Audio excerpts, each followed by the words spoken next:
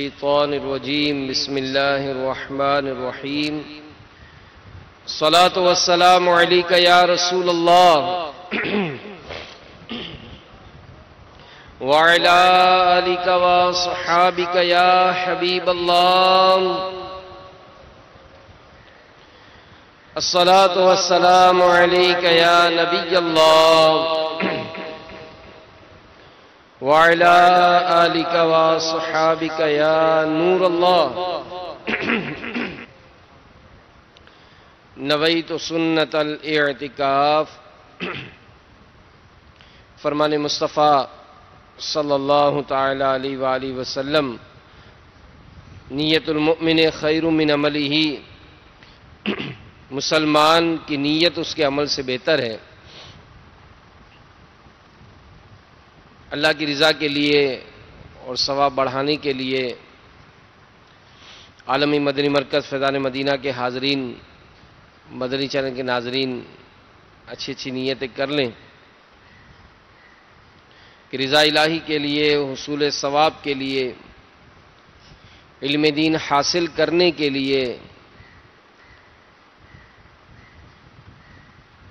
امام اعظم ابو حنیفہ رضی اللہ تعالیٰ عنہ کی برکتیں پانے کے لیے آج کے اس بیان میں شریک رہوں گا انشاءاللہ، کیونکہ جہاں صالحین کا ذکر ہوتا ہے وہاں اللہ عز و جل کی رحمتوں کا نزول ہوتا ہے۔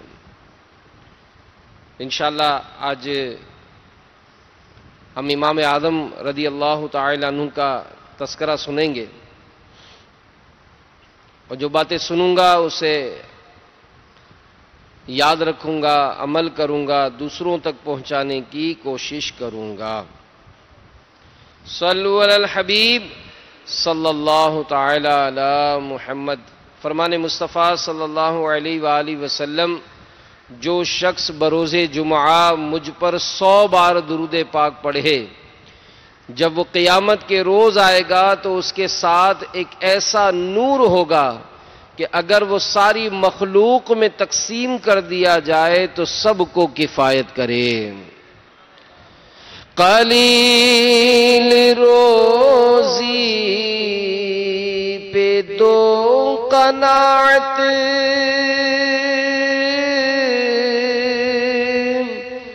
قلیل روزی پہ دو قناعت، فضول گوئی سے دے دو نفرت، درود پڑھتا رہوں بکثرت، درود پڑھتا رہوں بکثرت، نبی رحمت شفیع امت، صلو علی الحبیب صلی اللہ تعالی علی محمد۔ 100 مرتبہ درود پاک پڑھنے کی جو فضیلت بیان ہوئی، عالمی مدنی مرکز فیضان مدینہ کے حاضرین کے لیے بھی اور مدنی چینل کے ناظرین کے لیے بھی اس میں ایک بڑا پیارا عرض کروں گا بات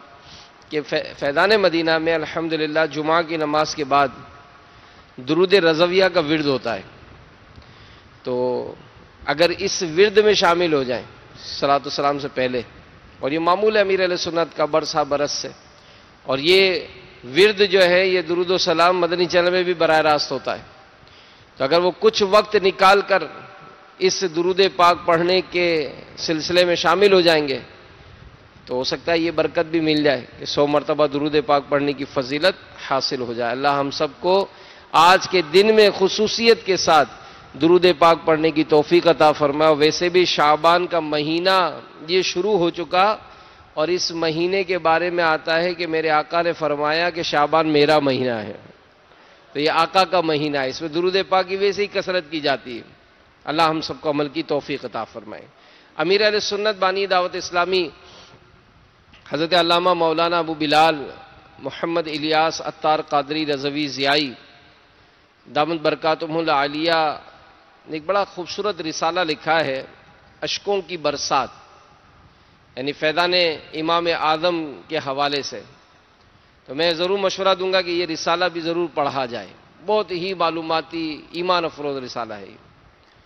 اس کے صفحہ نمبر 14 پر آپ ایک حکایت نقل کرتے ہیں کہ سیدنا امام فخر الدین رازی رحمۃ اللہ تعالی علیہ فرماتے ہیں کہ امام اعظم ابو حنیفہ رحمۃ اللہ تعالی علیہ اپنے ایک غیر مسلم مقروض، یعنی جس کو قرض دیا تھا امام اعظم نے، تو قرضہ وصول کرنے کے لیے تشریف لے گئے،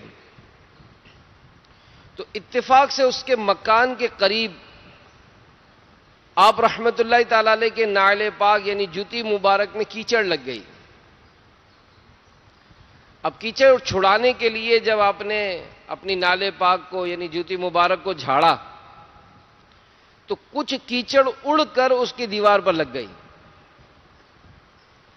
اب یہ دیکھ کر امام اعظم ابو حنیفہ رحمۃ اللہ تعالی علیہ آپ پر خوف خدا کا ایسا غلبہ ہوا کہ پریشان ہو گئے کہ اب کیا کروں، دیوار سے اگر کیچڑ صاف کرتا ہوں تو مٹی بھی اکھڑے گی، اور اگر صاف نہیں کرتا تو دیوار خراب ہو رہی ہے۔ تو اسی شش و پنج میں آپ رحمت اللہ تعالی علیہ نے دروازے پر دستک دی۔ اب اس شخص نے باہر نکل کر جب امام اعظم کو دیکھا تو سمجھا کہ امام اعظم مجھ سے قرض کا تقاضا کرنے آئے، تو اس نے بغیر کوئی بات چیت کیے قرض کی ادائیگی کے سلسلے میں ٹالم ٹول شروع کر دی۔ تو امام اعظم ابو حنیفہ رحمۃ اللہ تعالی علیہ نے قرض کا مطالبہ کرنے کے بجائے دیوار پر جو کیچڑ لگ گئی وہ بات بتا کر عاجزی کے ساتھ معافی مانگنے لگے۔ ارشاد فرمایا مجھے یہ بتائیے کہ میں آپ کی دیوار کی کیچڑ کس طرح صاف کروں؟ تو وہ غیر مسلم جو تھا امام اعظم رحمۃ اللہ تعالی علیہ کی حقوق العباد یعنی بندوں کے حقوق کے معاملے میں بے قراری خوف خداوندی دیکھ کر بے حد متاثر ہوا اور کچھ اس طرح بولا، اے مسلمانوں کے امام، دیوار کی کیچڑ تو بعد میں صاف ہوتی رہے گی، پہلے میرے دل کی کیچڑ صاف کر کے مجھے مسلمان بنا دیجیے۔ چنانچہ وہ غیر مسلم امام اعظم رحمت اللہ تعالی علیہ کا تقوی دیکھ کر مسلمان ہو گیا۔ جو بے مثال آپ کا ہے تقوی، جو بے مثال آپ کا ہے تقوی، تو بے مثال آپ کا ہے فتویٰ، ہے علم و تقوی کے آپ سنگم، ہے علم و تقوی کہ آپ سنگم، امام اعظم ابو حنیفہ۔ الحمدللہ ہمیں امام اعظم سے محبت ہے، الحمدللہ۔ تو دیکھیں کہ یہ بزرگوں کے جب آراس منائے جاتے، عرس منائے جاتے، تو اس وقت خصوصیت کے ساتھ ان کی سیرت کا مطالعہ کیا جائے۔ تو اے عاشقان امام اعظم، اے مدنی چینل کے ناظرین، دیکھا آپ نے کہ ہمارے امام اعظم یہ بندوں کے حقوق کے معاملے میں اللہ سے کس طرح ڈرتے تھے۔ تو اس حکایت سے ان لوگوں کو درس حاصل کرنا چاہیے جو دوسروں کے لیے جان بوجھ کر تکلیف کا سامان کرتے، گھروں کی دیواروں سیڑھیوں کو پان کی پچکاریوں سے بدنما بناتے، پڑوسیوں کے گھروں کے سامنے کوڑا پھینکتے، دوسروں کی گاڑیوں دکانوں کی دیواروں گھروں پر بلا اجازت اسٹیکر پوسٹر چپکا دیتے، بلکہ موقع ملتے ان پہ چوکنگ کرتے، مسلمانوں کے دل آزاری اور بندوں کے حقوق پامال کرنے کے ساتھ ساتھ مقدس تحریر کی بے ادبی کا بھی سبب بنتے۔ تو یاد رکھیے، یہاں دنیا میں جس کا حق ضائع کیا، اگر اس نے معافی تلافی کی ترکیب نہ بن سکی تو اس صاحب حق کو قیامت کے دن اپنی نیکیاں دینی پڑیں گی، اور اگر اس سے بھی حق ادا نہ ہوا تو پھر کیا ہوتا ہے؟ پھر جناب اس کے گناہ یہ بوجھ اٹھانا پڑے گا۔ مثلا جس نے بلا عذر شرعی کسی کو جھاڑا ہوگا، گھور کر کسی کا بھی دل ڈرایا ہوگا، دل دکھایا ہوگا، کسی کو مارا ہوگا، کسی کے پیسے دبا لیے ہوں گے، پوسٹر چاکنگ وغیرہ کے ذریعے کسی کی دیوار خراب کی ہوگی، کسی کی دکان مکان کے آگے جگہ گھیر کر اس کے لیے ناحق پریشانی کا سامان کیا ہوگا، کسی کی اسکوٹر کار کو اپنی گاڑی سے نقصان پہنچ کر راہ فرار اختیار کی ہوگی، یا بھاگ نہ سکنے کی صورت میں بعض ہوتے ہیں چرب زبانی کے ذریعے ذرا روب جما کر بدماشی کر کے ذرا ڈنڈا دکھا کر سامنے والے کو چپ کرا دیتے ہیں۔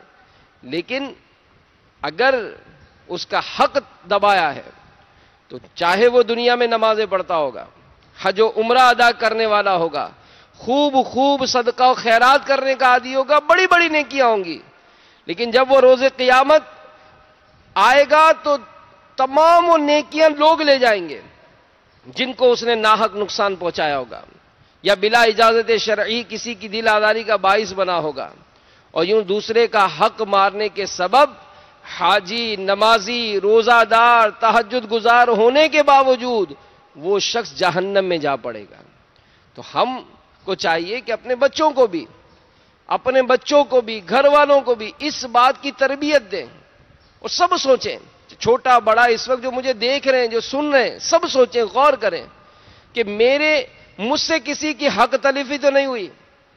اب جیسے شب برات کا وقت قریب ہے، 15 شعبان شب برات آتی ہے، اور اس میں نامہ اعمال رب تعالیٰ کے حضور پیش کیے جاتے ہیں، تو امیر علیہ سنت خاص کر ان دنوں میں تو ترغیب دلاتے ہیں معافی تلافی کرتے رہا کریں، یہاں تک کہ شوہر اپنی بیوی سے بھی معافی تلافی کرے، بچوں سے بھی معافی تلافی کرے، جو آپس میں رہتے ہیں، چاہے آپ ایک فیکٹری میں کام کرتے ہیں، آپ مینیجر ہیں، آپ سیٹ ہیں، آپ کا ڈرائیور ہے، آپ کا خانسامہ ہے، آپ کا مالی ہے، کوئی بھی ہے، ہم جب آپس میں بیٹھتے اٹھتے ہیں تو ظاہر نفس و شیطان کے مارے کبھی ہوتا ہے کہ زبان چل جاتی ہے، دل دکھ جاتا ہے، ہمیں پتہ بھی نہیں ہوتا۔ بعض دوستوں کی ایسی معمولات ہوتے ہیں کہ ایک دوسرے سے بات چیت کرتے ہیں، مذاق اڑاتے ہیں کہ یار اس سے تو میری مذاق چلتی ہے۔ اب ظاہر اس کے مذاق چلتی ہے، وہ اس وقت آپ کو کچھ نہیں کہہ رہا، لیکن در حقیقت اس کا دل ٹوٹ رہا ہوگا، وہ لنگڑا کر چلتا ہے، ہم اس کو اے لنگڑے اے لنگڑے، اگر کسی سبب سے اس کی آنکھ خراب ہو گئی، او کانے او کانے او ٹھنگنے او لمبے، یہ بسا اوقات ہم کہتے ہیں، اور ہم یہ سمجھتے ہیں کہ جناب میری اس کے چونکہ گیدرنگ ہے اس لیے فرق نہیں پڑتا، فرق پڑتا ہے، دل اس کا دکھتا ہے، وہ بظاہر سب لوگوں کے سامنے آپ کو کچھ بول نہیں سکتا ہے کہ اگر بولوں گا تو میری کچھ اور مذاق اڑے گی، میری اور کچھ معاملات ہوں گے، لیکن ہمیں خود احساس کرنا چاہیے کسی مسلمان کو ہم اپنی زبان سے تکلیف نہ دیں۔ بعض اوقات بچے بھی ہوتے ہیں، بچوں کی عادت ہوتی ہے کہ جناب وہ کوئی جانور جا رہا ہے تو پتھر اٹھا کر مارا اس کو، کوئی چھوٹے چھوٹے جو جانور ہوتے ہیں ان کو پکڑ کے پھینک دیا، مسل دیا، چونٹیاں چل رہی ان کو کچل دیا، یہ سب ظلم ہے۔ ان سب باتوں پر احتیاط کرنی چاہیے، اللہ تعالی ہم سب کو عمل کی توفیق عطا فرمائے۔ تو ایسے لوگ جو بندوں کے حقوق کی بالکل پرواہ نہیں کرتے۔ ایک اور حکایت سنی امام اعظم کا واقعہ، اس میں نصیحت کے مدنی پھول سنیے۔ چنانچہ حضرت مسعر بن کدام رحمت اللہ تعالی علیہ فرماتے کہ ایک روز ہم امام اعظم کے ساتھ کہیں جا رہے تھے، بے خیالی میں امام اعظم رحمت اللہ تعالی علیہ کا مبارک پاؤں ایک لڑکے کے پیر پر پڑ گیا، لڑکے کی چیخ نکل گئی، اس کے منہ سے بے ساختہ یہ نکلا کہ جناب کیا آپ قیامت کے روز لیے جانے والے انتقام خداوندی سے نہیں ڈرتے؟ اب یہ سننا تھا کہ امام اعظم پر لرزہ طاری ہو گیا اور آپ غش کھا کر زمین پر تشریف لے آئے۔ کچھ دیر کے بعد جب ہوش آیا تو مسعر بن کدام رحمت اللہ تعالی علیہ نے عرض کی، ایک لڑکے کی بات سے اس قدر آپ گھبرا کیوں گئے؟ ارشاد فرمایا، کیا معلوم اس کی آواز غیبی ہدایت ہو۔ تو یہ واقعہ سن کر تصور نہیں کیا جا سکتا کہ امام اعظم نے جان بوجھ کر اس کا پیر کچلا ہوگا۔ بے خیالی میں سرزد ہونے والے فعل پر بھی آپ خوف خدا کے سبب بے ہوش ہو گئے، اور ایک ہمیں کہ جان بوجھ کر نہ جانے روزانہ کتنوں کو ایذا پہنچاتے ہوں گے، کس کو جھاڑ دیتے ہیں، غیبت کر دی، تہمت جڑ دی، پٹائی کر دی، پٹوا دیا کسی سے۔ تو دوسروں کو ایذا پہنچانے والے ذرا سوچیں کہ اگر قیامت کے روز ان چیزوں کا حساب دینا پڑ گیا تو پھر معاملہ بہت سخت ہوگا، منقول ہے کہ جو لوگوں کو تکلیف دیتے ہوں گے تو ان کے بارے میں منقول ہے کہ جہنم میں ان پر کھجلی مسلط کر دی جائے گی. وہ اس قدر کھجائیں گے کہ ان کا گوشت پوشت سب جھڑ جائے گا, صرف ہڈیاں رہ جائیں گی. اس وقت پکار پڑے گی کہ اے فلاں کیا تجھے تکلیف ہو رہی ہے؟ وہ کہے گا ہاں. تو کہا جائے گا کہ یہ اس ایذا کا بدلہ ہے جو تو مومنوں کو دیا کرتا تھا. تو اللہ ہمیں نرم دل بنا دے, کیونکہ یہ بھی ایک نرمی کی توفیق ہوگی. نرمی ہوگی تو ہی احساس ہوگا نا, ورنہ تو بندہ تو مطلب دوسرے کو جان سے مار دیتا ہے, اس کو اس کے ظلم کا احساس نہیں ہوتا. تو اللہ کرے ہمارے دل نرم ہو جائیں, ہم اس بات کا احساس پیدا کرنے میں کامیاب اللہ کرے ہو جائے کہ مجھ سے کسی کو تکلیف نہ پہنچے, کسی کو دھکا لگ جائے, کسی کے پیر پر پیر رہ جائے. بھائی چلو سگا بھائی ہے, سگا بھائی ہے, اس کو اگر کسی صورت سے آپ نے تکلیف دی تو معافی مانگنی پڑے گی, اس کو راضی کرنا پڑے گا. اور اگر ایسا نہیں ہوا تو پھر معاملہ بہت سخت ہو جائے گا. تو کاش امام اعظم کا صدقہ ہمیں نصیب ہو جائے. تو ہمارے امام اعظم کا ذکر خیر جاری ہے. سبحان اللہ. آئیے امام اعظم کے بارے میں بھی کچھ سنتے ہیں. ہمارے امام اعظم رحمت اللہ تعالی علیہ یہ کوفہ کے رہنے والے تھے, اور آپ رحمت اللہ تعالی علیہ کا نام نامی نعمان اور والد گرامی کا نام ثابت ہے. آپ کی کنیت ابو حنیفہ اور لقب امام اعظم ہے. آپ 80 سنہ ہجری میں, آج 1438 ہے, 80 سنہ ہجری میں کوفہ میں پیدا ہوئے اور 70 سال کی عمر پا کر 2 شعبان المعظم سن 150 سنہ ہجری میں وفات پائی. یعنی کل جو ہے دنیا کے کئی ملکوں میں آج 2 تاریخ ہے, تو جہاں 2 تاریخ ہے تو آج امام اعظم کا عرس ہے. اور آج جیسے ہمارے پاکستان میں آج 1 تاریخ ہے شعبان کی, تو کل امام اعظم کا عرس ہے. تو خاص کر ان راتوں میں دنوں میں ان کا اہتمام کیا جائے, ان کی ایصال ثواب کے لیے فاتحہ کیا جائے تو انشاءاللہ اس کی برکتیں ملیں گی. اور آج بھی بغداد شریف کے قبرستان خیزران میں امام اعظم کا مزار ہے, لوگ اس کی زیارت کرتے ہیں اور فیض پاتے ہیں. تو آپ بہت بڑے عابد و زاہد, اللہ کی معرفت اور اس کا خوف رکھنے والے تھے. امام اعظم یہ اولاً تجارت کرتے تھے. ایک دن آپ رحمت اللہ تعالی علیہ کی ملاقات امام شعبی رحمت اللہ تعالی علیہ سے ہو گئی. انہوں نے امام اعظم ابو حنیفہ رحمت اللہ تعالی علیہ سے پوچھا کہ آپ کیا کام کرتے ہیں؟ تو آپ نے جواب دیا کہ میں بازار میں کاروبار کرتا ہوں. امام شعبی رحمت اللہ تعالی علیہ نے ارشاد فرمایا کہ بازار میں کیوں مصروف ہیں, علماء کی طرف رجوع کیا کریں. تو امام اعظم فرماتے ہیں میں نے عرض کی علماء کے پاس بہت کم جاتا ہوں. تو آپ رحمت اللہ تعالی علیہ نے فرمایا کہ آپ علم دین سے غافل نہ ہو جائیں, بلکہ آپ کے لیے تو لازمی ہے کہ مجلس علم و علماء میں شریک رہیں. میں آپ میں علم دین کی سمجھ بوجھ اور دانش مندی کے نشان دیکھتا ہوں. امام اعظم رحمت اللہ تعالی علیہ فرماتے ہیں امام شعبی رحمت اللہ تعالی علیہ کی یہ بات میرے دل میں اتر گئی, میں نے بازار میں بیٹھنا چھوڑا, علم دین کی طرف متوجہ ہو گیا, اللہ نے مجھے اس کا کثیر نفع عطا فرمایا.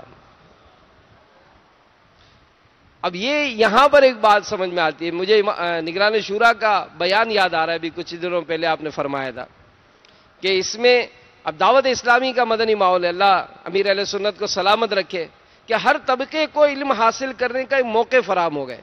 اب کئی کاروباری ادارے ایسے ہیں جو 11, 12, 1 بجے تک کاروباری معاملہ شروع ہوتے ہیں. آپ چلیں, اگر اس طرح کا کوئی ہے تو آپ صبح میں جامعۃ المدینہ میں داخلہ لے سکتے ہیں. اب آپ کہیں گے میں تو تاجر ہوں, میں اسٹوڈنٹ تھوڑی ہوں. ٹھیک ہے, تجارت کے لیے تو علم زیادہ ضروری ہے, تو آپ درس نظامی میں داخلہ لیجئے. اللہ کرے گا وہ دن آئے گا کہ آپ تاجر بھی کہلائیں گے اور عالم بھی ہوں گے. کل بھی ایک تاجر سے ملاقات ہوئی, ہمارے اسلامی بھائی ہیں, بہت بڑے تاجر ہیں, مجھے تو کل پتا چلا, بہت بڑے تاجر باب المدینہ کے, اور ماشاء اللہ انہوں نے درس نظامی بھی مکمل کر لیا ہے. تو علم حاصل کرنے کے لیے عمر کی تو کوئی قید نہیں ہے. اور پھر اب دعوت اسلامی کے تحت تو آن لائن مدرسۃ المدینہ آن لائن کے ذریعے مختلف کورسز, یہاں تک کہ درس نظامی بھی آن لائن کرایا جاتا ہے. 20 گھنٹے کے دوران آپ کے پاس جو بھی وقت ہے آپ اس وقت میں داخلہ لے لیں, آپ بذریعہ انٹرنیٹ جو ہے وہ مختلف کورسز، شریعت کورس، تجارت کورس، عمرہ کورس، حج کورس، فیضان رمضان کورس، فیضان زکوٰۃ کورس، درس نظامی، قرآن پاک ناظرہ، قرآن پاک حفظ، یہ سارے کورسز کی پوری فہرست ہے. آپ داخلہ لے لیں، اپنے بچوں کو داخلہ دلوائیں. اگر کسی ایسے ملک میں، ایسے شہر میں، ایسے قصبے میں رہتے ہیں کہ جہاں بظاہر بچوں کے پڑھانے کا کوئی اہتمام نہیں ہے، آپ کی بچیوں کو پڑھانے کا کوئی اہتمام نہیں ہے، بچے کی والدہ کو پڑھانے کا اہتمام نہیں ہے، کوئی غم نہ کریں. بذریعہ انٹرنیٹ اللہ کی رحمت سے دعوت اسلامی کے مدنی ماحول میں بچیوں کو بھی پڑھانے کا اہتمام ہے، خواتین کو بھی پڑھانے کا اہتمام ہے. اور یہ خواتین کو اور بچیوں کو دعوت اسلامی کے مدنی ماحول میں صرف اسلامی بہنیں پڑھاتی ہیں، اسلامی بھائیوں کو اجازت نہیں ہے اور یہ پڑھانا بھی نہیں چاہیے. جو اس طرح کا معاملہ کرتے ہیں ان کے لیے بھی امیر علیہ السلام منع فرماتے ہیں کہ اسلامی بہن کو پڑھائے، بچیوں کو صرف اسلامی بہن پڑھائے. تو ہم چاہیں تو آج بھی علم دین حاصل کر سکتے ہیں. تو کاش امام اعظم کا مبارک دن ہے، مہینہ ہے، نیت کر لے. ہو سکتا ہے ایسی میٹھی نظر ہو جائے کہ آپ بھلے بہت بڑے تاجر ہیں، لیکن ایک وقت آئے گا کہ آپ عالم بھی بن جائیں گے، آپ شریعت کو جاننے والے بھی بن جائیں گے. تو انشاءاللہ اس کی برکت سے ہمارے کاروباری حلقوں میں بھی بہت بڑا فرق پڑے گا. ورنہ یہی ہے کہ بہت بڑی ڈگریاں ضرور حاصل کر لی جاتی ہیں لیکن بدقسمتی سے علم دین سے کورے ہوتے ہیں. تو علماء کی صحبت اختیار کرے اور اس کی برکتیں پائیں. اور عمر کے آخری حصے میں امام اعظم ابو حنیفہ رحمت اللہ تعالی علیہ سے کسی نے سوال کیا کہ آپ اس بلند مقام پر کیسے پہنچے؟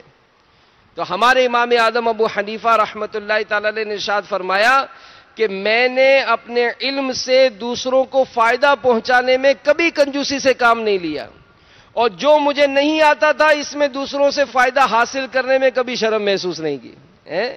میں نے لینے میں بھی کنجوسی نہیں کی، دینے میں بھی کنجوسی نہیں کی. تو کیا شان علم کا سمندر. تو آج اگر ہمارے پاس بھی کوئی علم آ جاتا ہے، اور امیر اہل سنت تو تاکید فرماتے ہیں کہ اگر آپ دفتر میں ہیں، مارکیٹ میں ہیں، تعلیمی اداروں میں ہیں، جہاں کہیں ہوتے ہیں، آپ اسلامی بھائیوں کو جمع کریں، فیضان سنت کھولیں، نیکی کی دعوت دینے کی نیت سے 5-7 منٹ کا درس دے دیں، بس کتاب پڑھ کے سنانی ہے. اللہ کی رحمت ہے، نیکی کی دعوت کتابیں جو ہے جس میں فیضان سنت ہے، غیبت کی تباہ کاریاں ہیں، نیکی کی دعوت نام سے جو کتابیں ہیں، ان کتابوں کو اگر پڑھیں تو آپ کو علم کا زبردست خزانہ حاصل ہوگا. تو یہ بھی ایک ذریعہ ہے علم سکھانے کا.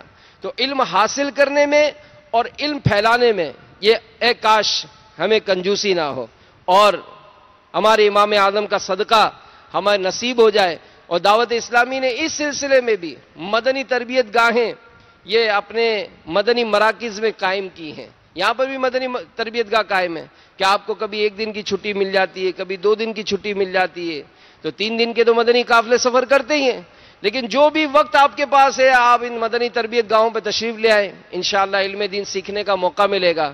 اور ابھی تو ویسے بھی ہمارے وطن پاکستان میں 1 مئی کی عام تعطیل ہوتی ہے، اتوار بھی چھٹی ہوتی ہے، اور ہفتے کی ایک چھٹی ملا کر 3 دن کے مدنی قافلے الحمدللہ آج رات سے ہی سفر کرنا شروع ہو رہے ہیں.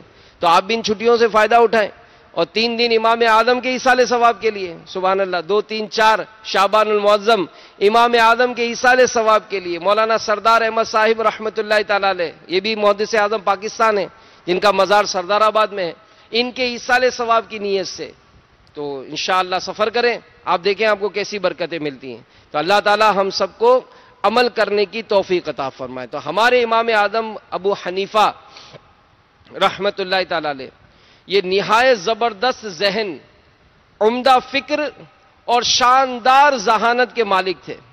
سرکار اعلی حضرت امام اہل سنت مولانا شاہ امام احمد رضا خان علیہ رحمت الرحمن فتاوی رضویہ شریف میں نقل فرماتے ہیں کہ سیدنا امام شافعی رحمت اللہ تعالی علیہ نے فرمایا کہ جہاں بھر میں کسی کی عقل امام اعظم رحمت اللہ تعالی علیہ کی مثل نہیں. حضرت بکر بن حبیش رحمت اللہ تعالی علیہ نے فرمایا کہ اگر امام ابو حنیفہ کی عقل اور ان کے زمانے والوں کی عقل جمع کی جائے تو ان سب کی عقلوں کے مجموع پر ان کی عقل غالب آ جائے گی. سبحان اللہ. اللہ تعالیٰ امام اعظم کے مزار فائز الانوار پر کروڑا رحمت نازل فرمائے. آپ بہت متقی پرہیزگار تھے اور آپ کے جو شاگرد تھے انہوں نے بھی آپ کی بڑی تعریفیں کی. حضرت یزید بن ہارون فرماتے ہیں کہ میں نے 1000 استادوں سے علم حاصل کیا مگر امام صاحب کو تقوی اور زبان کی حفاظت میں سب سے بڑھ کر پایا. جو آپ کی صحبت میں رہے. ایک بزرگ فرماتے ہیں غالباً مسعر بن کدام رحمت اللہ تعالی علیہ کہ ایک مرتبہ امام اعظم رحمت اللہ تعالی علیہ کی صحبت پانے کے لیے میں حاضر ہو گیا. اب دیکھا کہ امام اعظم جو ہے وہ عشاء کی نماز پڑھ کر اور نوافل میں مصروف ہو گئے. اب نوافل میں جب مصروف ہوئے تو پڑھتے پڑھتے پڑھتے پڑھتے یہاں تک کہ صبح کا وقت ہو گیا. تھوڑی دیر کے لیے آپ گھر تشریف لے گئے اور گھر تشریف لے جا کر دوبارہ تشریف لے آئے. فجر کی نماز ادا کی. پھر درس و تعلم میں مصروف ہو گئے. پڑھاتے رہے. دوپہر کے وقت تھوڑی دیر قیلولہ کی آرام کیا. پھر مصروفیت. شام ہو گئی. مغرب کی نماز پڑھ کے گھر تشریف لے گئے. عشاء کی نماز اور اس کے بعد پھر اسی طرح کل کی طرح معمولات. فرماتے ہیں کہ میں تقریباً 9 سال امام صاحب کی خدمت میں رہا. میں نے کبھی بھی امام صاحب کو رات کی عبادت اور دن کے روزے سے غافل نہیں پایا. تو یہ امام اعظم ابو حنیفہ رحمت اللہ تعالی علیہ کی سیرت کا بہترین پہلو. پھر تذکرۃ الاولیاء میں سیدنا داؤد طائی رحمت اللہ تعالی علیہ فرماتے ہیں کہ میں امام اعظم کی خدمت میں 20 سال رہا. خلوت ہو یا جلوت یعنی لوگوں کے درمیان ہو یا اکیلے میں نے امام اعظم کو کبھی ننگے سر نہ دیکھا نہ کبھی پاؤں پھیلائے دیکھا. ایک بار عرض کی حضور تنہائی میں تو پاؤں پھیلا لیا کریں. فرمایا مجمع میں لوگوں کا احترام کروں اور اللہ کا تنہائی میں احترام نہ کروں یہ مجھ سے نہیں ہو سکتا. سبحان اللہ. اب جیسے رمضان کا مہینہ آ رہا ہے سبحان اللہ. امام اعظم کی شان دیکھیے کہ جب رمضان آتا تو آپ کے معمولات کیا ہوتے. امام ابو یوسف رحمت اللہ تعالی علیہ فرماتے ہیں کہ امام اعظم رحمت اللہ تعالی علیہ رمضان المبارک میں مع عید الفطر 62 قرآن پاک ختم فرمایا کرتے. دن کو ایک رات کو ایک. تراویح کے اندر سارے ماہ میں ایک اور عید کے دن ایک. اور مال میں سخاوت کرنے والے تھے. علم سکھانے میں صابر یعنی صبر کرنے والے تھے. اپنے حق میں کیے جانے والے اعتراضات کو سنتے تھے. غصوں سے کوسوں دور تھے. یہ امام اعظم تھے. اور ہم محبت کرتے ہیں اور امام صاحب سے محبت سبحان اللہ. ان کے معاملات کیا ہیں سنیے. اور کہ سیدنا امام اعظم ابو حنیفہ نے اپنی زندگی میں 55 حج کیے. جب آخری بار حج کرنے کی سعادت حاصل کی تو خدام کعبہ نے آپ کی خواہش پر باب الکعبہ کھول دیا.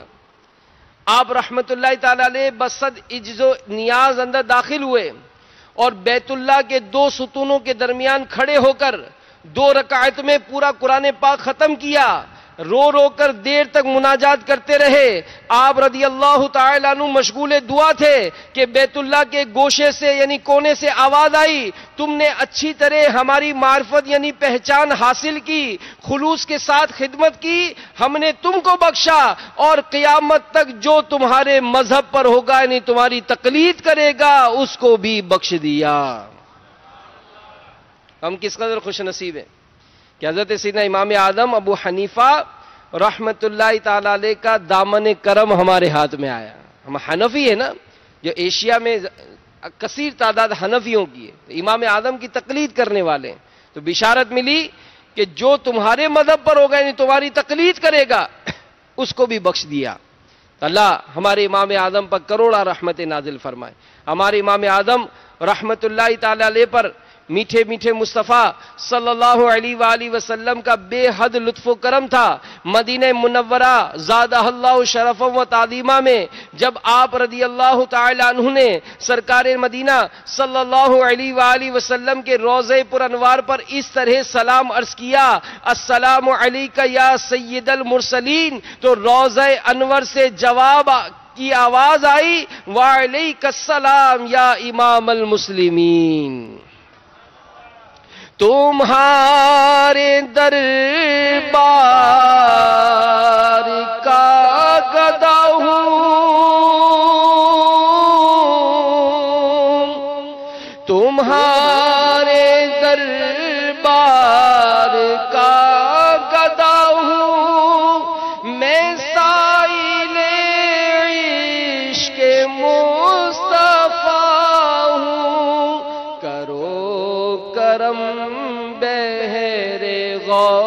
سے اعظم کرو کرم بہر غوث اعظم امام اعظم ابو حنیفہ۔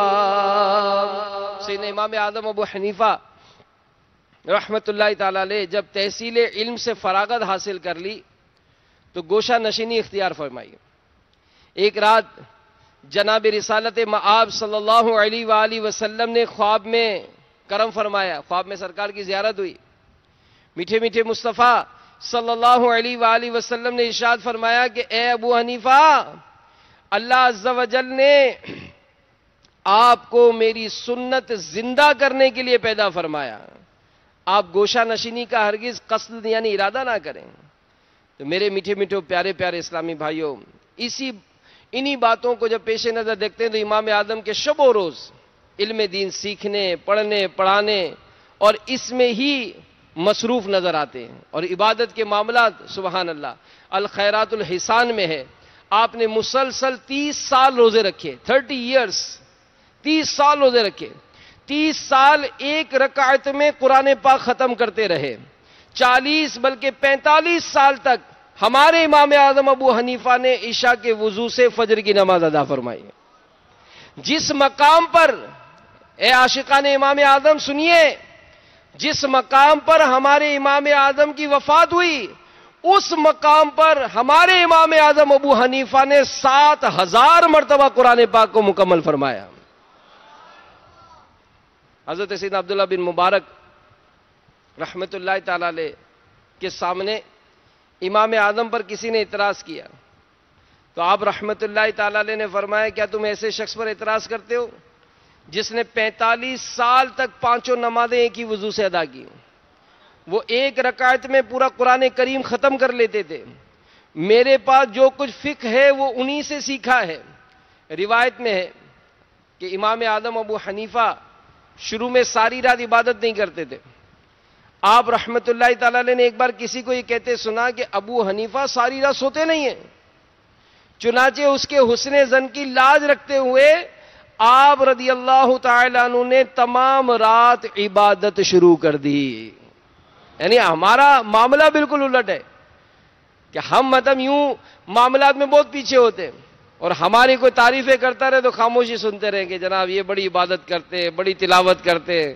اب تلاوت کیا کرنی ہے، ہم تو فجر کی نماز بھی قضا کر رہے، جماعت سے نماز پڑھنے کا بھی اہتمام نہیں ہے، ذکر و اذکار کا بھی سلسلہ نہیں ہے، تلاوت قرآن کا بھی سلسلہ نہیں ہے۔ ٹھیک ہے، قاری صاحب ہیں، حافظ صاحب ہیں، عالم صاحب ہیں، جو بھی ہمارے القابات لوگوں نے لگائے، بڑی محبت کرتے ہیں، لیکن اپنے بارے میں غور کریں کہ لوگ جس طرح سمجھتے ہیں اس طرح ہے نہیں ہم، پھر بھی اپنے آپ کو مطمئن کرتے ہیں۔ اور امام اعظم ابو حنیفہ کے بارے میں کسی نے اس نے ظن کیا تو ہمارے امام اعظم نے ساری رات عبادت کرنا شروع کر دی۔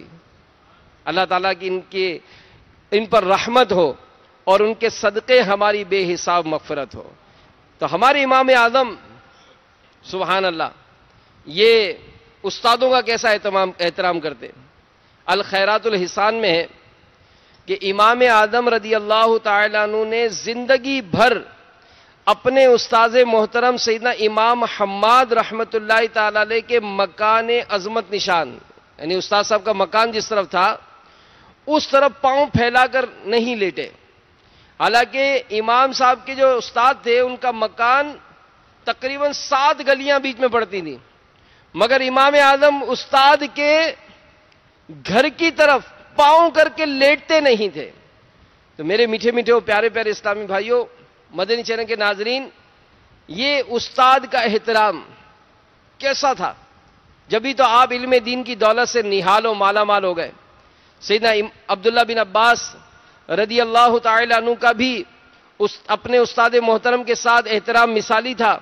چنانچہ دعوت اسلامی کے اشاعتی ادارے مکتبۃ المدینہ نے ملفوظات اعلی حضرت شائع کی ہے۔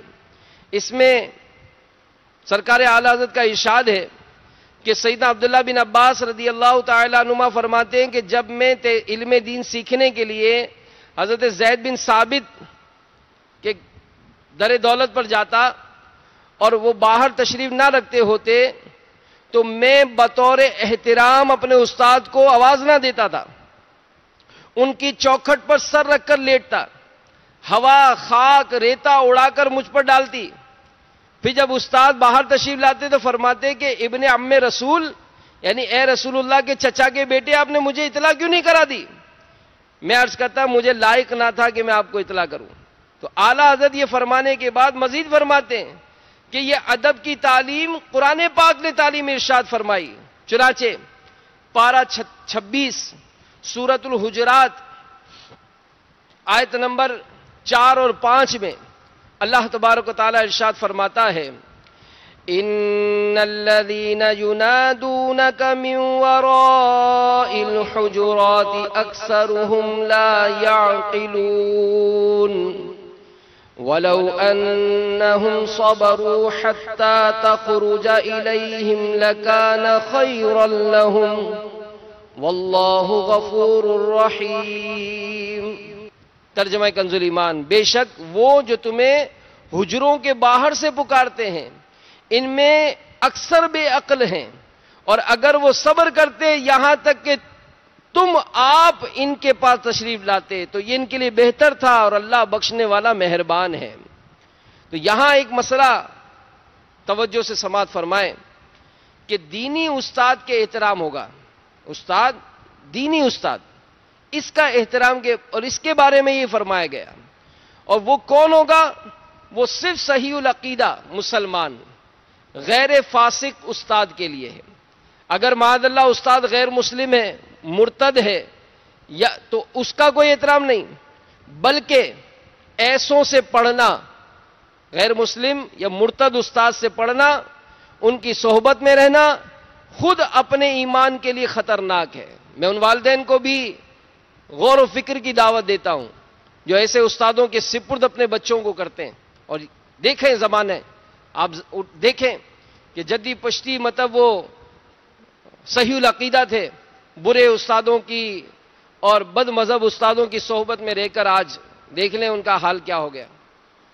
تو مرتد استاد کے شاگرد پر حق کے بارے میں میرے آقا اعلی حضرت کی خدمت بابرکت میں سوال ہوا تو فرمایا اس قسم کے استاد کا شاگرد پر وہی حق ہے جو کہ فرشتوں کے سابقہ استاد شیطان لعین کا فرشتوں پر ہے، کہ فرشتے اس پر لعنت بھیجتے ہیں، قیامت کے دن اپنے استاد کو گھسیٹ گھسیٹ کر دوزخ میں پھینک دیں گے. تو بیان کردہ دونوں حکایتوں سے بالخصوص وہ طلبہ درس حاصل کریں جو اپنے مسلمان دینی اساتذہ کا احترام کرنے کے بجائے ان کی توہین کرتے ہیں، پیچھے سے ان کا مذاق اڑاتے پھرتے ہیں. ایسے طلبہ کو علم دین کی اصل روح کیوں کر حاصل ہو سکتی ہے؟ تو مولانا روم کیا خوب فرماتے ہیں، اشعار کا ترجمہ ہے کہ ہم اللہ تعالیٰ سے حصول ادب کی توفیق مانگتے ہیں، کیونکہ بے ادب رب تعالیٰ کے فضل سے محروم رہتا ہے.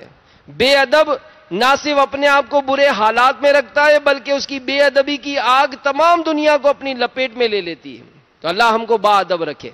ہم اپنے دینی اساتذہ کی ادب احترام کرو. اس میں ہوتا ہے کہ اگر کبھی پڑھائی کے معاملات ہوتے ہیں تو غیبتیں، استادوں کی غیبتیں کرتے ہیں. اس کی مثال امیر اہل سنت نے اپنی کتاب غیبت کی تباہ کاریاں، اس میں آپ نے 1800 مثالیں لکھی.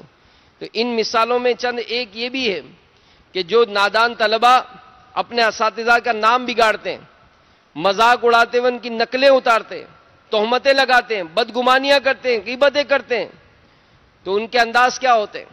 مثلا آپس میں طلبہ بات کرتے ہیں، آج استاد صاحب کا موڈ آف لگ رہا ہے، لگتا ہے گھر سے لڑ کر آئے ہیں. یہ شاگرد آپس میں باتیں کر رہے ہیں. بات کس کی کر رہے ہیں؟ استاد کی. تو اگر استاد کی غیبتیں کریں گے تو برکتیں، علم کی برکتیں کیسے ملیں گی؟ پھر کسی نے کہا کہ یہ فلاں مدرسے میں پڑھاتے تھے، وہاں تنخواہ کم تھی، زیادہ تنخواہ کے لیے ہمارے مدرسے میں آئے. آپ بات کس کی کر رہے ہیں؟ اپنے استاد کی. یہ غیبت کہیں آپ کو علم کی برکات سے محروم نہ کر دے. پھر کوئی کہتا ہے توبہ توبہ، ہمارے استاد صاحب، ہمارے قاری صاحب یہ بڑی لڑکیوں کو ٹیوشن پڑھانے ان کے گھر جاتے ہیں. آپ کو اس بات کی اجازت نہیں ہے کہ اگر استاد صاحب سے کوئی غلطی بھی ہو گئی ہے تو ان کے پیٹھ پیچھے باتیں کریں. پھر استاد صاحب پڑھانے میں مجھ غریب پر کم اور فلاں مالدار کے لڑکے پر زیادہ توجہ دیتے. اب سوچ لیں اگر ایسا ہوا ہے یا ایسی سوچ بنتی ہے, ایسی گفتگو ہوتی ہے تو ہمیں توبہ کرنی چاہیے. ہمارے استاد صاحب جب دیکھو مجھے ذلیل کرتے رہتے, طلباء پر بلا وجہ سختی کرتے, پڑھانا آتا نہیں ہے, استاد بن بیٹھے. دیکھا آج استاد صاحب میرے سوال پر کیسے پھنسے, یہ کون باتیں کر رہا ہے؟ یہ طلباء باتیں کر رہے ہیں. تو ایسے طلباء علم کی برکتیں نہیں پا سکتے. تو اس سے اندازہ لگاتے جائیں کہ کئی ایسی باتیں ہوتی ہیں جو اپنے اساتذہ کے متعلق جو ہے وہ ہم کر لیتے ہیں, اور یہی بات اپنے تمام بڑوں کے متعلق, جو بھی بڑے ہیں, چاہے وہ بڑے بھائی ہیں, والد صاحب ہیں, دادا جان ہیں, گھر کے بڑے ہیں, اسی طرح اگر ملازم ہے تو سیٹھ کے بارے میں, بیوی ہے تو شوہر کے بارے میں, شوہر ہے تو بیوی کے بارے میں. اگر معاشرہ ہمارا ایک دوسرے کے حقوق کا خیال کرے, ایک دوسرے کا ادب اور احترام کرے, تو ضرور ہمیں اس کی برکتیں ملیں گی. تو میرے میٹھے میٹھے پیارے پیارے اسلام بھائیوں, امام اعظم ابو حنیفہ کی سیرت پر جیسا میں نے شروع میں عرض کیا, امیر اہل سنت کا ایک بڑا خوبصورت رسالہ ہے اشکوں کی برسات, جو فیضان مدینہ میں موجود ہیں. تو دکان نماز کے بعد کھل جائے گی, آپ کچھ نہ کچھ رسالے لیجئے, امام اعظم کے ایصال ثواب کی نیت سے اس کو تقسیم کیجئے. مدنی چینل کے ناظرین یہ اگر چاہیں تو کال کے ذریعے منگوا لیں, 200-500 رسالے منگوائے, اپنی مارکیٹ میں, دکانوں میں, گھر گھر میں ان رسالوں کو تقسیم کریں. انشاءاللہ عز و جل کل ہفتہ اتوار پیر 3 دن کے مدنی قافلے رائے خدا عز و جل میں سفر کر رہے ہیں. امام اعظم کا عرس 2 شعبان المعظم کو منایا جاتا ہے. امام اعظم کے ایصال ثواب کی نیت سے آپ بھی آئیے اور دعوت اسلامی کے ان مدنی قافلوں میں عاشقان رسول کے ساتھ سفر کیجئے. ایسی بے شمار باتیں سیکھنے کا موقع ملے گا. مدنی چینل دیکھتے رہیے, مدنی چینل دیکھنے کی دعوت دیتے رہیے. کل ہفتہ ہے اور انشاءاللہ ہفتے کو ہمارے امیر اہل سنت مدنی مذاکرہ فرماتے ہیں, مدنی چینل پہ براہ راست نشر بھی کیا جاتا ہے. 8:45 بجے فیضان مدینہ میں عشاء کی نماز ہے جماعت, آپ عشاء کی نماز با جماعت یہیں ادا کریں اور ان مدنی مذاکروں کی برکتیں پائیں. اللہ تعالیٰ ہم سب کو عمل کرنے کی توفیق عطا فرمائے. آمین بجاہ النبی الامین صلی اللہ تعالی علیہ وآلہ وسلم. صلو علی الحبیب صلی اللہ تعالی علی محمد. ابھی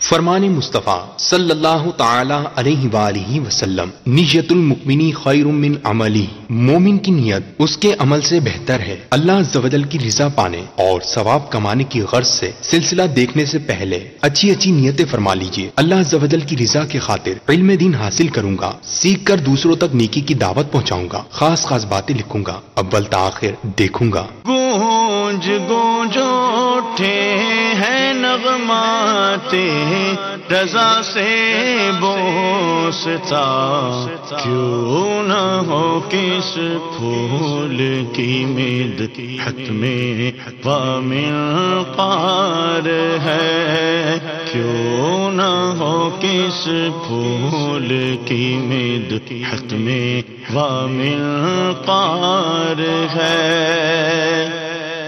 الحمدللہ رب العالمین والصلاة والسلام علی سید المرسلین, اما بعد فاعوذ باللہ من الشیطان الرجیم, بسم اللہ الرحمن الرحیم.